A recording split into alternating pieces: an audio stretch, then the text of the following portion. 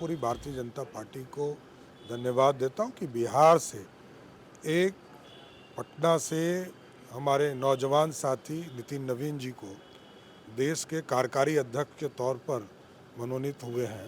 इसके लिए विशेष शुभकामना भी देता हूं नितिन नवीन जी को कि भारतीय जनता पार्टी को जिस ऊंचाई तक आदरणीय प्रधानमंत्री जी के नेतृत्व में और आदरणीय नड्डा जी के नेतृत्व में बढ़ा है, आदरणीय नितिन जी के नेतृत्व में भी बिहार के साथ साथ पूरे देश में भारतीय जनता पार्टी मजबूती के साथ खड़ा होगा। मेरी पूरी शुभकामनाएं।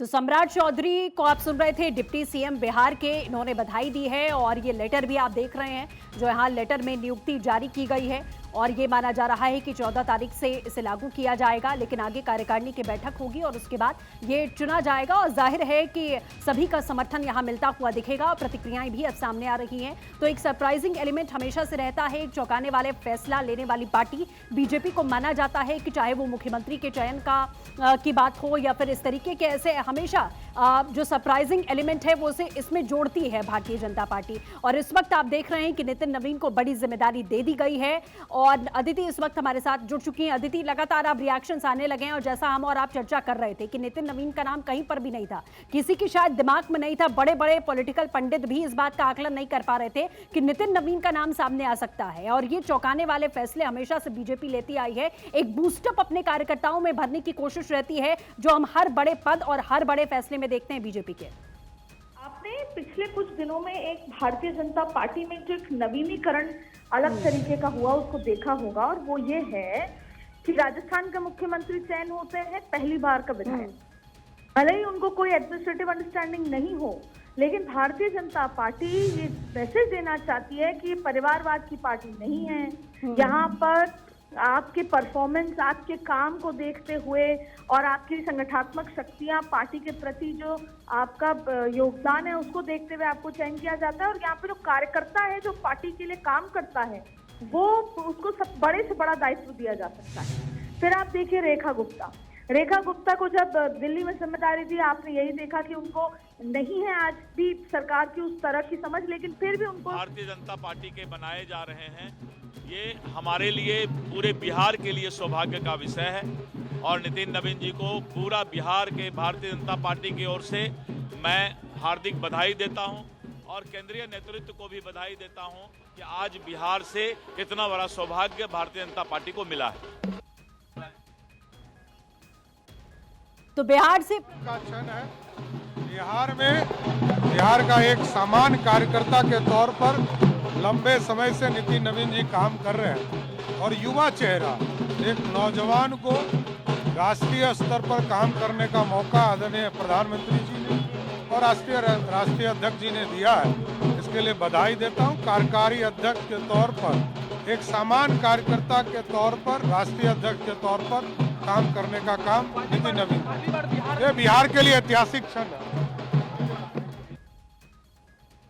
तो देखिए, बिहार से प्रतिक्रियाएं लगातार सामने आ रही हैं, ऐतिहासिक क्षण बताया जा रहा है। आप सोचिए कि अभी बिहार में चुनाव हुए हैं, एक बड़ी बहुमत यहां एनडीए को मिली जिसमें बीजेपी की भागीदारी सबसे ज्यादा रही और बिहार के लिए नहीं बल्कि छत्तीसगढ़ में भी और संगठनात्मक तौर पर नितिन नवीन जमीनी स्तर पर एक जमीनी कार्यकर्ता से लेकर और बिहार में मंत्री बनने तक उन्होंने एक बड़ा लंबा सफर यहां तय किया। लेकिन आप सोचिए कि एक युवा को राष्ट्रीय कार्यकारी अध्यक्ष के पद पर नियुक्त कर दिया गया है और बीजेपी की ओर से ये बड़ा फैसला लिया गया, यानी कि एक नया जोश भरने की कोशिश यहां की गई है कि कमान एक युवा के हाथ में सौंप दी गई है। और छात्र राजनीति से सफर की शुरुआत होती है। नितिन नवीन के भारतीय जनता पार्टी के साथ लगातार वो जुड़े रहे और आप देखिए कि बिहार सरकार में मंत्री, लेकिन अब नितिन नवीन जो है बड़ी जिम्मेदारी संभालेंगे। आप सोचिए, अमित शाह के बाद जेपी नड्डा को 2020 में कमान सौंपी जाती है, लेकिन जिस तरीके से केंद्रीय मंत्री पद पर वो तैनात होते हैं 2024 के चुनावों में, उसके बाद से ये सवाल था। अदिति हमारे साथ फिर से जुड़ चुकी हैं। अदिति, जेपी नड्डा के मंत्री बनने के बाद से सवाल था कि आखिर कब वो चयन होगा, कब वो नाम सामने आएगा। बड़ी बैठकें माना जा रहा था हुई, ये भी विपक्ष की ओर से बार बार ये सवाल खड़े किए जा रहे थे। बिहार चुनाव में भी मुद्दा बड़ा उछला कि वो नाम कौन सा है, बीजेपी क्यों नहीं बताती कि उनका अध्यक्ष नया कौन होने वाला है। तो अब ये नाम सामने आ चुका है और बीजेपी ने ये बताया है कि एक नए चेहरे को, एक युवा के हाथ में हमने बागडोर सौंपी है एक बड़ी जिम्मेदारी के रूप में। अदिति, बहुत बहुत बधाई नितिन नवीन जी। आज बिहार के लिए, भारतीय जनता पार्टी के लिए बहुत ही ऐतिहासिक दिन है कि बिहार के धरती से कोई आज राष्ट्रीय कार्यकारी अध्यक्ष भारतीय जनता पार्टी के बनाए जा रहे हैं। ये हमारे लिए, पूरे बिहार के लिए सौभाग्य का विषय है और नितिन नवीन जी को पूरा बिहार के भारतीय जनता पार्टी की ओर से मैं हार्दिक बधाई देता हूं और केंद्रीय नेतृत्व को भी बधाई देता हूं कि आज बिहार से इतना बड़ा सौभाग्य भारतीय जनता पार्टी को मिला है। भारतीय जनता पार्टी का क्षण है।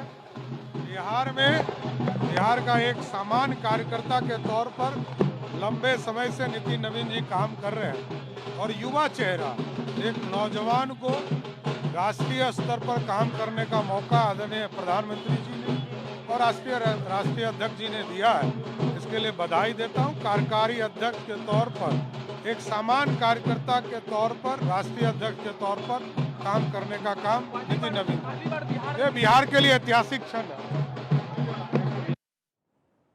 तो बिहार से प्रतिक्रियाएं सामने आ रही हैं। बिहार बीजेपी अध्यक्ष को भी आप सुन रहे थे, दिलीप जायसवाल ने बधाई दी और साफ तौर पर कहा कि ये बिहार के लिए बेहद गर्व का विषय है कि बिहार के एक जमीनी रूप से उठे हुए कार्यकर्ता, जिन्होंने छात्र राजनीति से शुरुआत की, अपने करियर की और उसके बाद कैसे संगठनात्मक तौर पर भी मजबूती के साथ काम करते हुए नितिन नवीन यहाँ आगे बढ़े और इसी के साथ उनके जो पिता हैं यानी कि किशोर सिन्हा, वो भी भारतीय जनता पार्टी का लंबे समय तक अहम हिस्सा यहां पर रहे और उसके बाद आप देखिए अब बड़ा फैसला यहां बीजेपी की ओर से लिया गया।